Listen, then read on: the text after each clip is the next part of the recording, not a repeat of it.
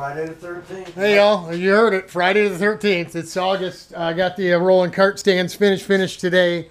Got him over to Richie's house. He finally got his little vintage ride out there. That's old Cousin Mike's cart. Right? We got from Cousin. That's old Quicksilver. We'll show you that in a minute. This is the, I believe it's the TS Hurricane. It's the Ted Swantek cart. I don't think this is a Spotty TS Max, which would be the Spotty car, right?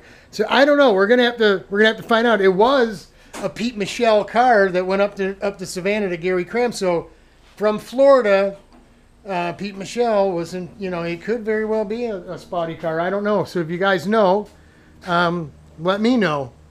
But we got everything for it. We obviously was all together. We took it apart. It's got one of the new modern noses. It's that black one back there. It's got the little rocker panels that were already fit. It didn't have side panels on it, but we got molds. We can make side panels. And as I said, I got clutch. We got 2 piston port motors yet. Plethora of pipes. We got wheels, tires. We got everything we need to put this thing together. And the brakes work right now. So it's bonus. These front brakes, absolutely brand new. These brakes hadn't even been applied yet. Absolutely brand new calipers, new rotors, brand new hubs. Those, you know, those things $250 a piece. There's a lot of money tied up in this car. So we're gonna get it. We were thinking about just taking all the components off and just trashing the frame, and you know, keeping the nerves and keeping the components and stuff and selling stuff off a little bit.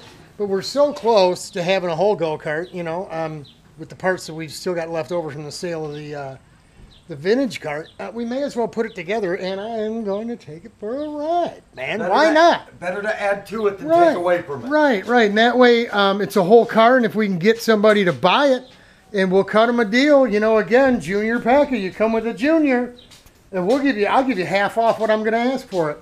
What is that cost? I ain't going to tell you yet. Oh, no, not yet. But here's the California Quicksilver. This car was made in California for Mike Cram. Mike ordered it brand new. This thing doesn't have half a dozen races on it, folks, from brand new. He raced it at Daytona with a BM 130 on it and B Limited with me. I had my Hartman copy from Basha that had the Ardelt on it at the time, the water-cooled Comet, right? And it was just, you know, 100cc, but they made me run it in B Limited. So me and Mike, I got pictures. We may even have showed you the pictures of us on the beach, right by the boardwalk and the pier at Daytona, where you can't even drive through there anymore. We were parked right there with the trailer, the truck, and everything. Had the go-karts out on stands just like this. On the beach. No shirt, nothing, just a pair of shorts, catching a tan, putting wax on the go-karts, and getting the antifreeze out of the Ardelt and running water through it and getting everything ready for the speedway just a day or two later. So I've got pictures of that. I'll have to show that to you. But it's got old Frisbee, wide Frisbee nose, big wide Frisbee nose cone. You gonna take all this off? Or you gonna keep this stuff on? What do you think? I would take it all off. I'd take it off and put a number panel on the front of it. That's what I'd do. Beating the wind, baby. That's what I'd do. Yep.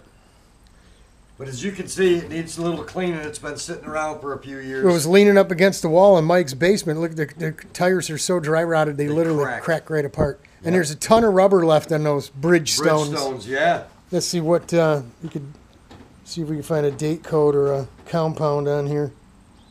You see letters or anything? I don't see any letters. But and it had YEF. YEF. Yeah, as in Frank. Compound. Yeah. That's mid to late '90s, I think, right? Mid '90s. He didn't do anything with this thing after. I mean, we were at Daytona. I think it was '93 or '94, '95. Yeah. Right around in there. So. Cool. He's got the no dickheads sticker there. That is the head of a penis sticking out of a suit and tie. Yeah.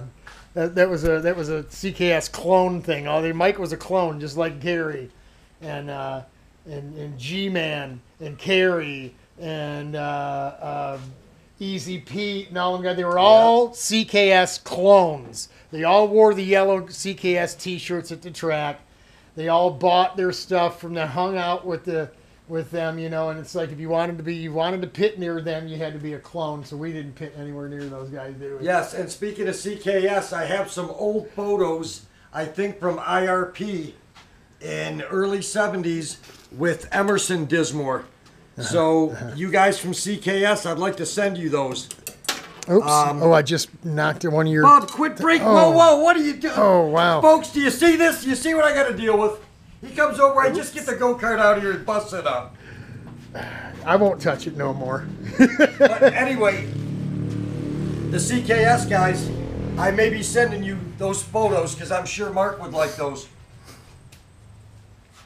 Yeah, Emerson Dismore worked at Western Electric just like our dad did. Yep. Our dad was a career Western Electric guy, though. Yep. Emerson Dismore only worked there long enough to start a go-kart shop. I mean, he might have been there 10, 15 years or something. But they started a go-kart shop way back in the day and just ran with it, man. So, And look what happened. so that's it. Got motors and gears and pipes and everything that he's going to need is all upstairs. Stashed away up in the foyer upstairs. So crates and boxes and parts and pieces. There's rods and bearings and seals and pistons and pistons and pistons and pistons. All kinds of them. Got 2 motors that are fresh, ready to run. One of them is the Hewland Arrow. The Hewland Arrow. And the other one I think is a DAP. It's a K88. Is it? Yeah, I think it's a K88. I think the DAP's blown up, isn't it?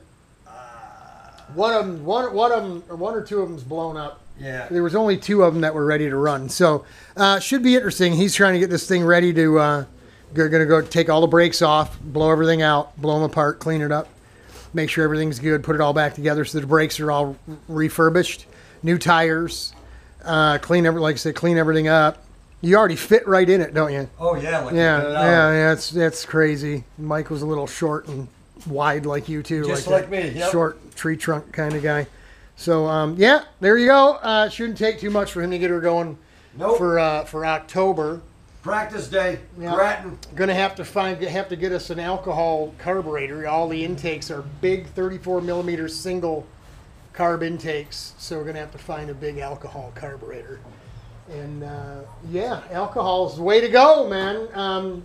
Slippy pipe, burning alcohol, should be good fun. See what she'll do. Should be good fun. So just wanted to bring you the stands are done. Mine ended up being about 2 inches higher than his. Doesn't look like it, but it is actually a little bit higher than his.